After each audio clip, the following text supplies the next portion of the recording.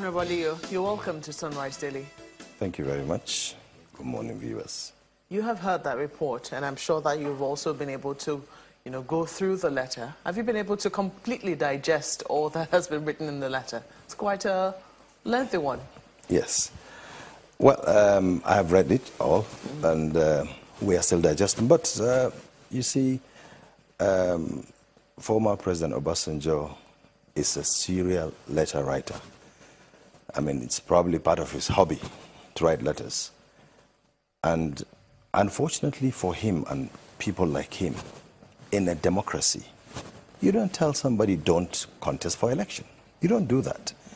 I mean, if Buhari wants to contest, let the people decide. If he had written contest for elections, or I will support you for 2019, would you be protesting against that? Would you say you can't do that? After all, we've seen some governors who are saying, well, we support you for 2019. Yeah, but this is what we want. No one has said you can't do that. It is their own right. Yes. It is all right also. But you don't tell people not to contest.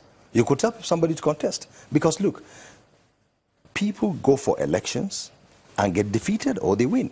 So why don't they allow Buhari, if he wants to contest? In fairness to the content of the letter, sir, what former President Obasanjo wrote, indeed, was that that the President Buhari, has the right not to heed his advice.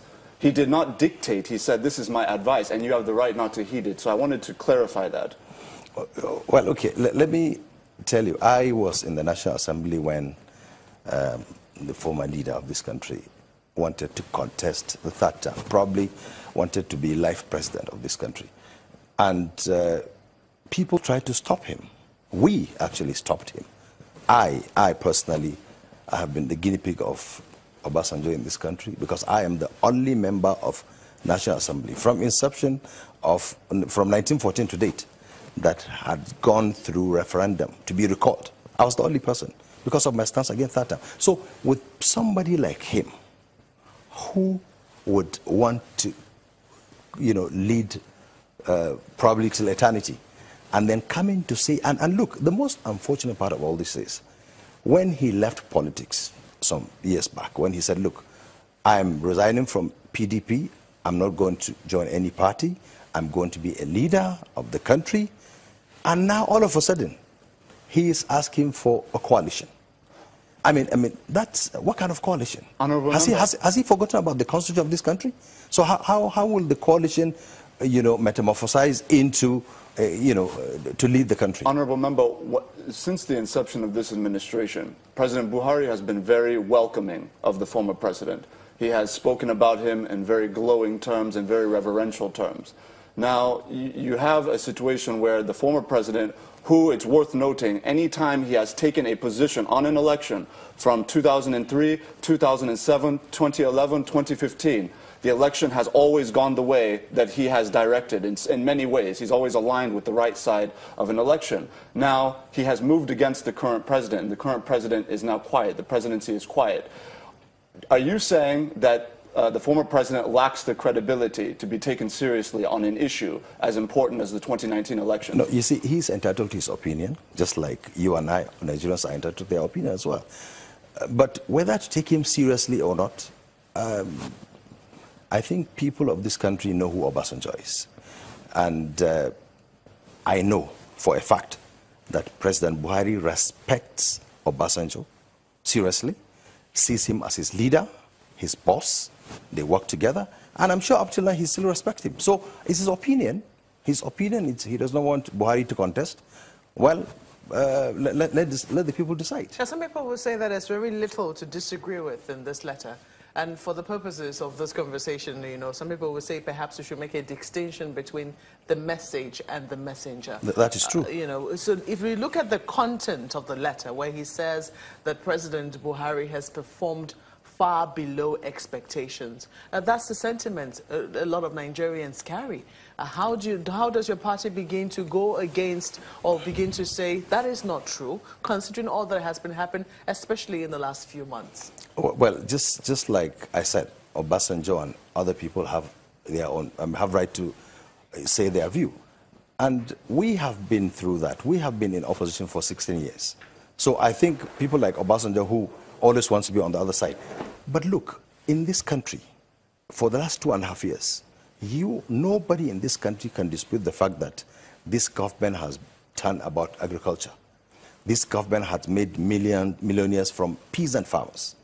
Unlike when Obasanjo was around, made some few people to be billionaires. Is this a comparison of the Buhari administration versus the Obasanjo administration? Well, that too. Is that what you're doing? No, what I'm saying, look, I don't work for the government, but what I'm saying, Obasanjo spent 8 years. There was nothing to show like in the agriculture field, compared to 2.5 years. And if you remember when this government came, so many crises in the country. And Buhari is not a magician. And I'm sure he didn't say I was coming to perform magic.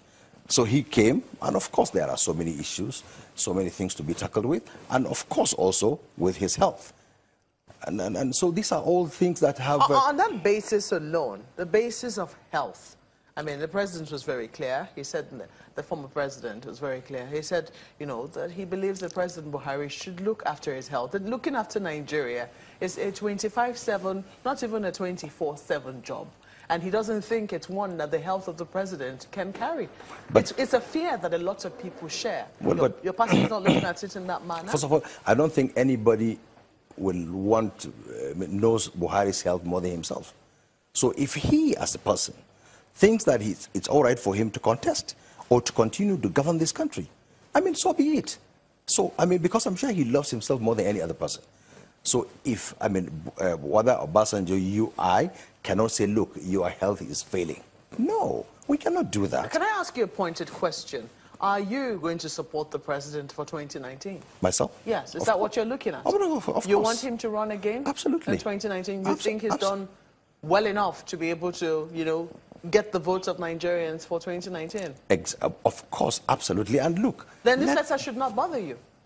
You said what? Then this letter should not bother you. Absolutely. The letter does not bother us. I'm not bothered. And look, a lot of Nigerians are not bothered. As I told you... Are you being truthful when you say that the letter does not bother you? No, honestly, it doesn't. Look, he's a serial letter writer.